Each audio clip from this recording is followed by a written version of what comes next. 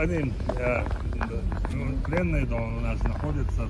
Мы хорошо обращаемся с ними, да, потому что они бедолаги, они не виноваты на самом деле. Да, ну, не виноваты моя мама, и жена, и дочеря там, и племянники мои, да, они тоже никогда не участвовали в никаких политических, да, ну, как-то игра, да, и никогда даже слова не сказали, да. Я говорю, да, я воевал, я буду воевать против руководства Америки, западноевропейских стран, до тех пор, пока они не будут менять свою позицию против отношений против нашего государства и против мусульман всего мира. Да. И поэтому против меня ведите все что хотите. Да.